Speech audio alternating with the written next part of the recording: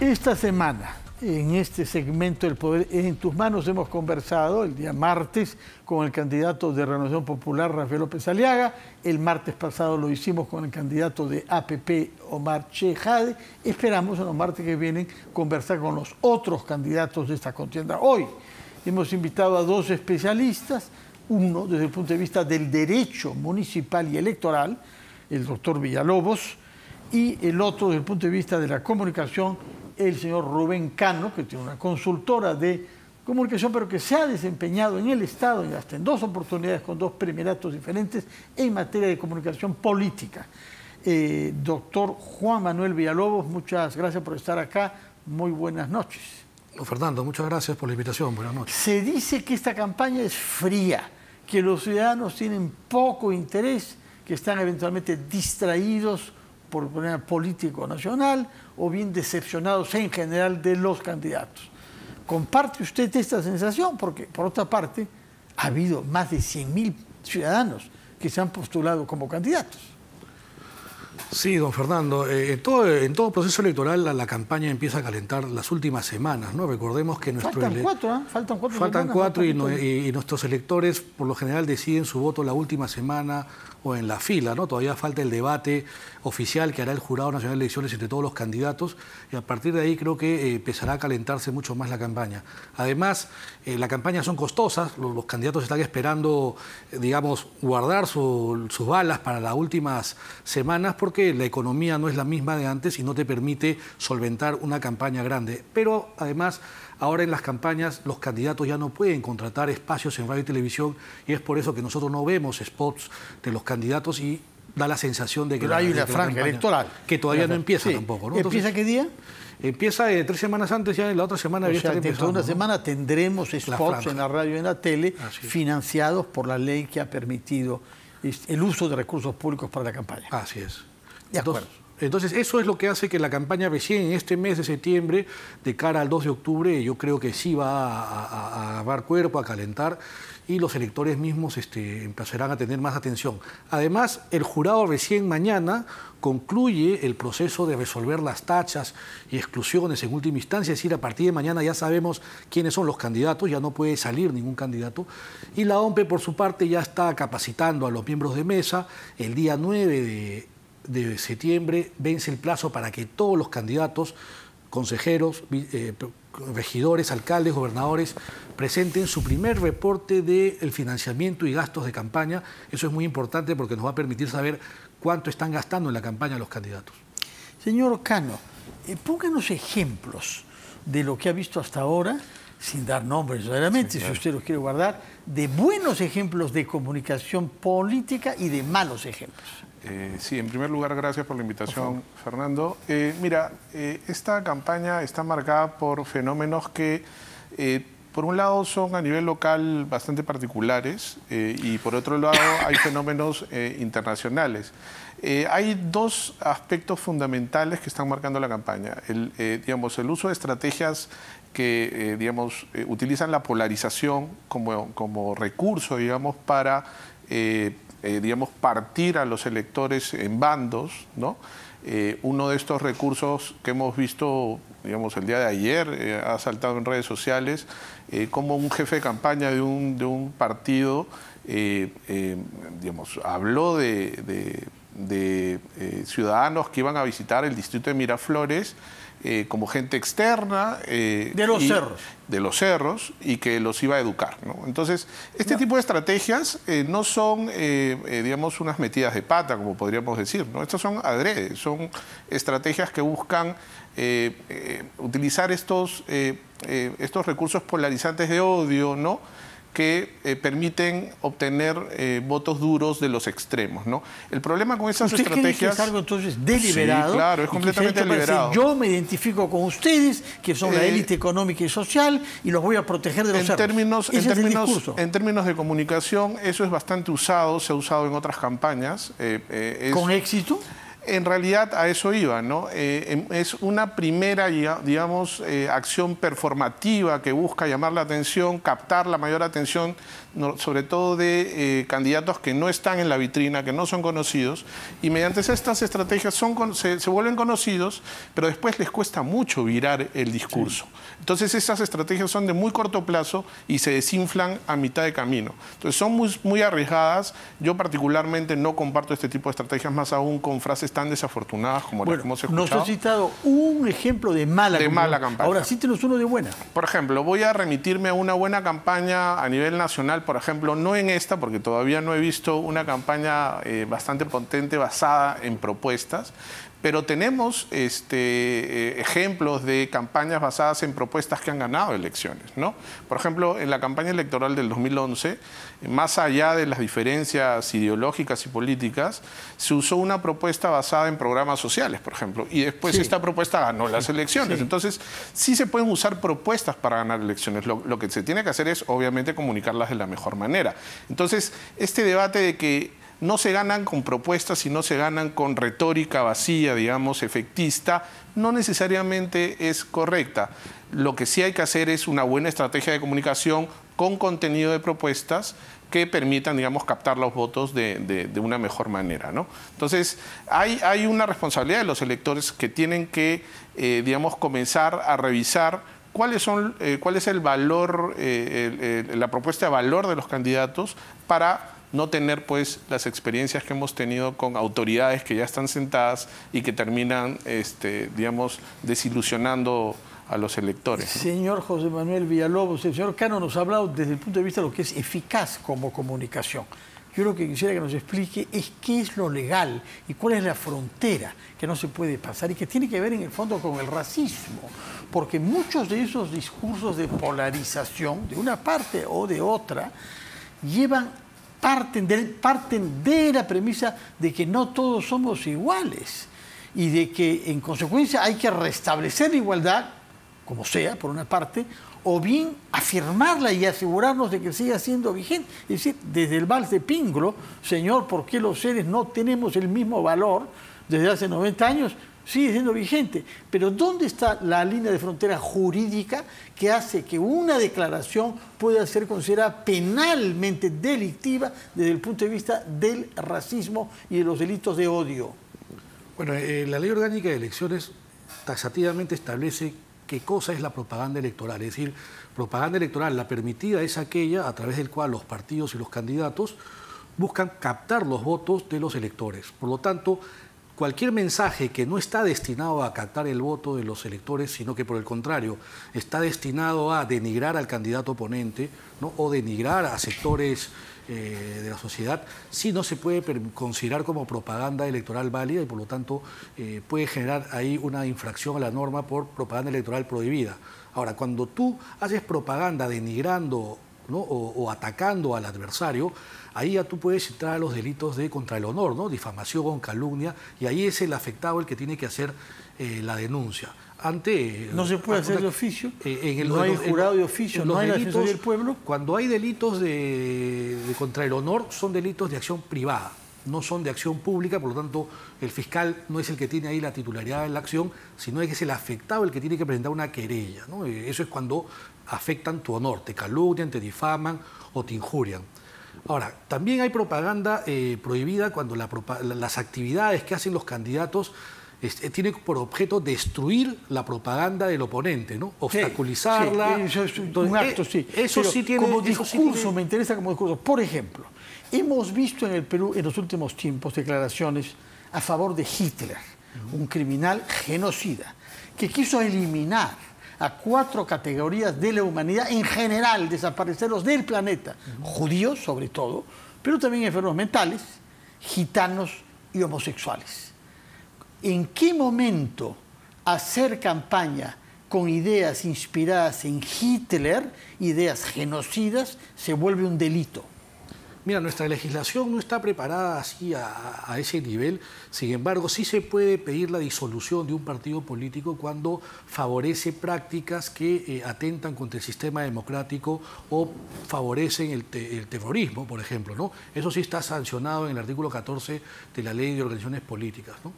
El terrorismo, pero no una ideología criminal y racista inspiradora de odio. Eso en la ley orgánica de elecciones y en la ley de partidos específicamente no está establecido. No está. No tenemos delito por racismo ni por odio contra grupos de la sociedad. En el tema electoral no. No. ¿Y en otros temas? En el Código Penal no estoy seguro si la tengamos, ¿no? De acuerdo. Ahora, usted parece temer que como comunicación esos recursos a posturas extremas, como la defensa de Hitler, pero en fin, hay una gradación vasta que va a muchos otros líderes autoritarios, pueda ser eficaz. Sí, en realidad, eficaz a corto plazo es lo que dije, ¿no? En realidad, estos son recursos, como dije, efectistas, que lo que buscan es de un espacio en donde este candidato no es conocido, digamos, buscan generar tal nivel de viralización, principalmente en redes sociales, a tal punto de que todo el mundo comience a hablar de él. Es más, estamos hablando de uno de ellos en este programa. Entonces, lo que genera es eso, que la gente comience a hablar de él y posteriormente... Pero no es candidato, ¿eh?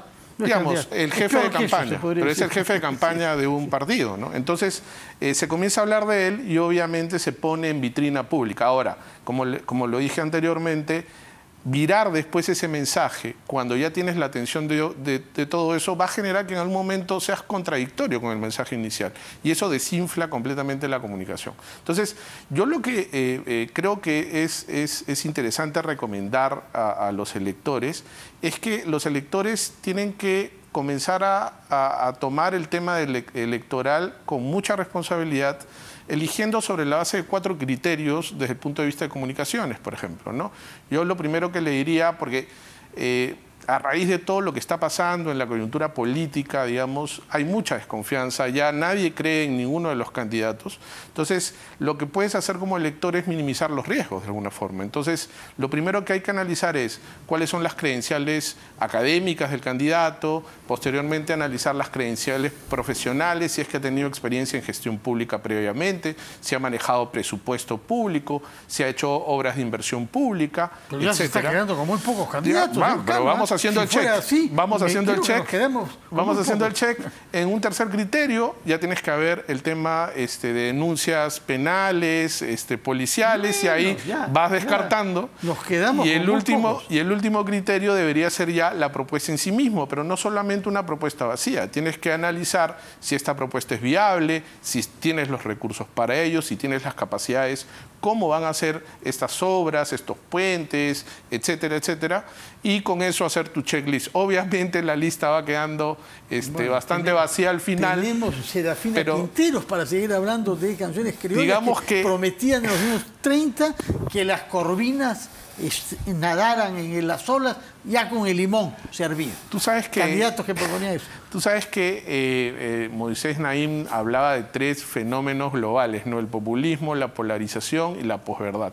Entonces, además de esto, yo quería poner en la mesa también el tema de los fake news, ¿no? Sí. O sea, el fake news es un fenómeno ya global, pero hemos tenido prácticas importantes en las últimas elecciones, por ejemplo, de los organismos electorales, en donde han, digamos, han integrado, han formado grandes equipos de profesionales que se encargan de hacer los fact-checkings, ¿no? Ahora son llamados los fact-checkers, ¿no? Que lo que hacen es buscar estos fakes, estas noticias que desinforman, detectarlas, ir con el área técnica, aclararlas y publicar rápidamente Pero esa cuando la desmientes, el efecto que tuvo la mentira es muy difícil que la contrarrestes, claro, ¿no? Eso, pero digamos eso desde el punto de vista votar a los muertos. De los órganos electorales. Miles de muertos han votado. Se desmiente, pero ya quedó en el imaginario. Ese es el problema. Quería preguntarle, señor Villalobos, usted que conoce el marco normativo, pero las instituciones por dentro, porque ha trabajado usted en el sistema electoral. En estas elecciones han habido muchos candidatos eliminados en una u otra fase. Y por supuesto todos ellos juran que es una venganza contra ellos, que los quieren eliminar políticamente, aunque tengan 0.1% de intenciones de voto, se sienten víctimas de una persecución. Hemos visto varios casos.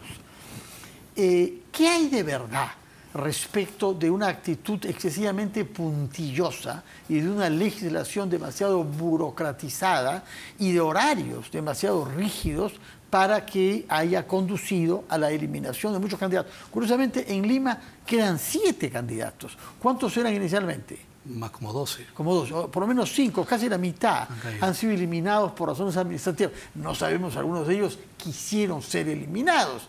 O, lo que hay casos también, fueron víctimas de una intriga dentro de sus partidos o pseudo partidos, porque el problema es que hay muchos que entran de fuera, se encuentran con gente que había adentro, que no están contentos con la llegada y buscan intrigar para hacer las cosas mal a propósito. Hemos visto casos de personeros que actúan de esa manera, las hemos visto en las elecciones presidenciales, por lo menos las 2 últimas. Cuéntenos cuál es la verdad del problema. ¿Es una legislación demasiado puntillosa y son procedimientos demasiado puntillosos o no? Y hay negligencia e intrigas en los partidos que pierden candidatos por eso. Precisamente, don Fernando, le traje hoy día el manual para candidatos que anoche hemos publicado con el Instituto Peruano de Derecho Electoral.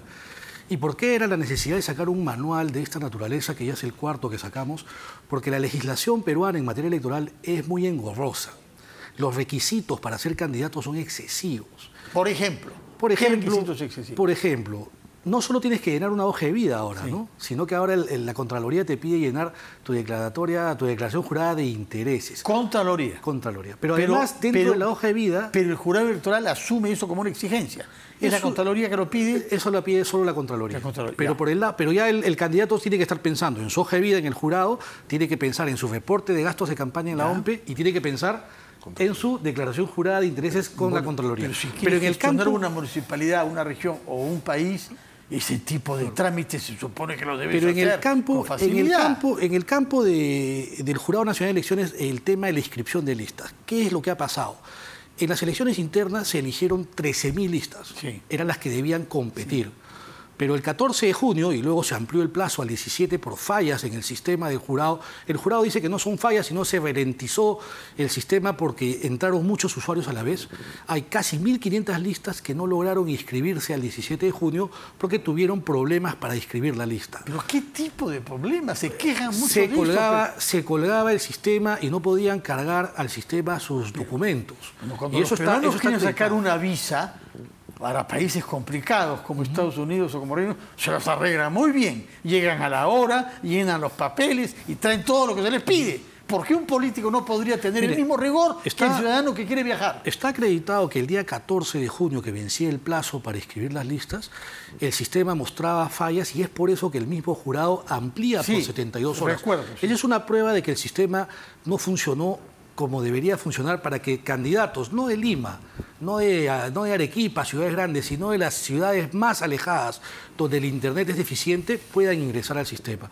Creo que esa ha sido una principal barrera de la participación, el que toda la inscripción de listas sea de manera virtual, tomando en cuenta que todo el país, los partidos y los movimientos no estaban preparados para eso. Muchas gracias por tomando en cuenta lo que señala el señor Villalobos, en realidad, por el otro lado, también hay genera suspicacias, ¿no? Y eso genera un problema reputacional a los organismos electorales. Ahí porque además, bien que mal no solamente es por el tema de la extensión de plazos, porque así como hay, digamos, candidatos o partidos que han tenido problemas, hay otros que sí han cumplido con anterioridad eso, y ellos obviamente ven eso como una suspicacia. ¿Por qué les están dando plaza al otro si yo lo he cumplido? Ese es un primer punto. Sí, pero el plazo esta vez ha favorecido a todos los partidos. El otro punto es, por ejemplo, la diferencia de criterios para dejar en carrera a unos o sacar de carrera a otros. Pero porque se saca a muchos de todos los colores políticos. Pero de lo que se está hablando es de que hay casos bastante similares, prácticamente con los mismos problemas, y ese candidato con esos problemas por los que a uno se le ha sacado, otros se han mantenido en carrera. Entonces, yo creo que eso es un punto que debe de trabajar. Eso es verdad, porque depende de los jurados electorales. A nivel de los jurados electorales especiales, que son 93, hay criterios distintos. Pero sí, el Jurado Nacional creo que esta vez ha fallado por mayoría, porque ha excluido candidatos por no declarar sus empresas, cuando las empresas están inscritas en registro público, y el Congreso sacó una ley señalando ¿Eso le parece un caso típico de actitud puntillosa? Sí, porque si tú esa información la tienes en registro público, la ley dice que no te pueden excluir, en todo caso, por mayoría. Esperemos que hayan quedado los mejores, que haya una campaña legal y que gane el mejor por sus propuestas y por su integridad y por su hoja de vida. No es seguro que tengamos esto, pero con Es lo personas deseable. como ustedes contribuimos desde el punto de vista de la comunicación, desde el punto de vista del derecho electoral. Ha sido el doctor Villalobos del Instituto Peruano de Derecho Electoral, que ha venido además con un libro que recomiendo, Manual para Candidatos. De manera que quienes quieran candidatear dentro de 4 años tienen tiempo para leerlo. Y el señor Cano, que tiene experiencia también en el Estado, y nos ha hablado sobre comunicación política. Gracias por su presencia y muy buenas noches. Vamos a hacer una pausa y retomamos las cosas como son.